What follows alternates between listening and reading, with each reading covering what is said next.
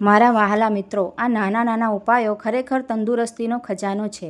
વિડીયોને ધ્યાનથી સાંભળજો, પછી જુઓ કે જીવન કેટલું સરળ બને છે.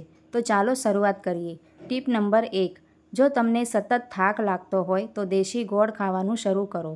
તેમાં આયર્ન અને મિનરલ્સ હોય છે, જે લોહીને શુદ્ધ કરે છે અને શરીરને અંદરથી મજબૂત બનાવે છે. તેનાથી ધીમે ધીમે ત્વચા સાફ થવા લાગે છે અને ચહેરા પર કુદરતી ચમક પાછી આવે છે.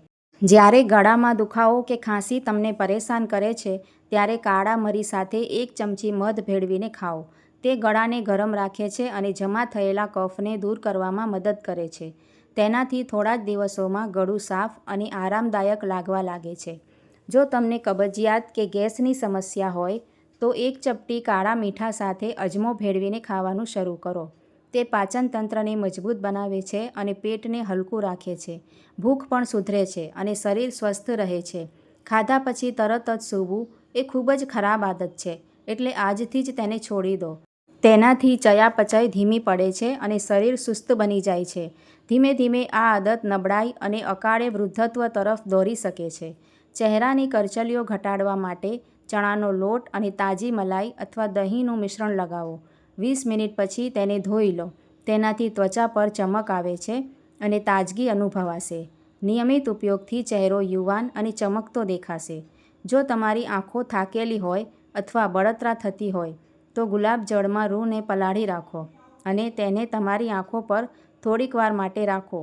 તે તમારી આંખોને ઠંડક આપે છે અને સોજા પણ ઓછા કરે છે. જો આંખોની નીચે કાળા કુંડાળા હોય, તો સૂતા પહેલાં તમારી આંખો નીચે બદામનું તેલ હળવા હાથે લગાવો. તેનાથી ધીમે ધીમે કાળા કુંડાળા હળવા થશે. ત્વચાને નરમ બનાવશે અને ચહેરો તાજો દેખાશે. તે ત્વચાને સ્વચ્છ અને ચમકદાર બનાવે છે. દૂધ હંમેશા બેઠા બેઠા અને ધીમે ધીમે પીવું જોઈએ. ત્યારે જ તેનો સંપૂર્ણ ફાયદો થઈ શકે છે. તે શરીરને કેલ્શિયમ પૂરું પાડે છે અને હાડકાંને મજબૂત બનાવે છે. દૂધને ઝડપથી પીવાથી તેની અસરકારકતા ઓછી થઈ જાય છે. આદુનો રસ, મધ અને હળદર ભેળવીને ચાટવાથી ખાંસી ઝડપથી મટાડવામાં મદદ મળે છે. તે ગળાને શાંત કરે છે અને રોગપ્રતિકારક શક્તિને મજબૂત બનાવે છે. શરદી અને કફ માટે આ ખૂબ જ અસરકારક ઘરેલું ઉપાય છે. જો તમને પેટમાં બળતરા કે એસિડિટી હોય, તો ઠંડા દૂધમાં સાકર ભેળવીને પીવો. તે પેટને ઠંડુ કરે છે અને બળતરાને શાંત કરે છે. તમને થોડા જ સમયમાં રાહત લાગશે.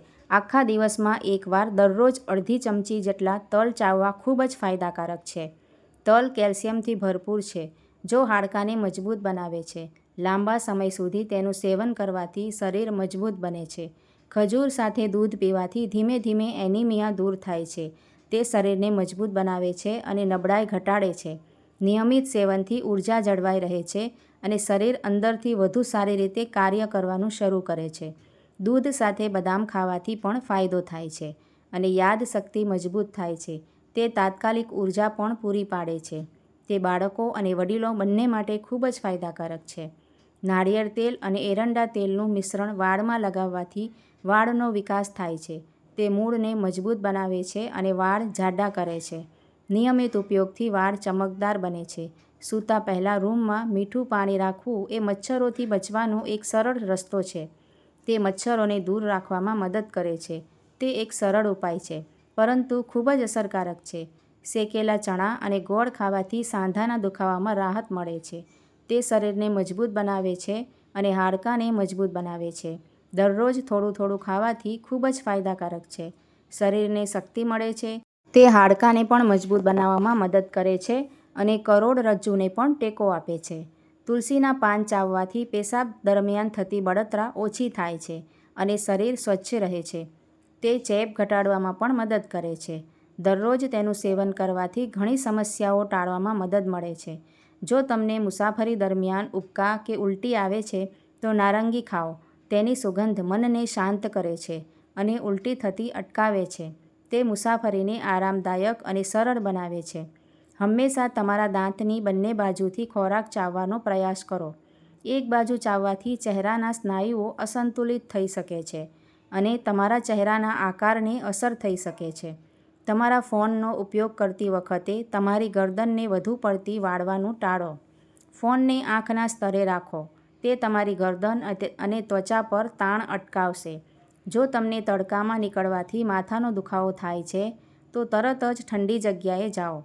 ઠંડા પાણી અથવા બરફથી તમારા કપાળને ઠંડુ કરો અને મીઠું, ખાંડ અને ગ્લુકોઝવાળું પાણી પીને તમારા શરીરને હાઇડ્રેટ રાખો. દાદીમા કહે છે, મિત્રો, આ ટિપ્સ અનુસરો અને તમારું જીવન સરળ બનાવો. તમે હંમેશા સ્વસ્થ અને ખુશ રહેશો.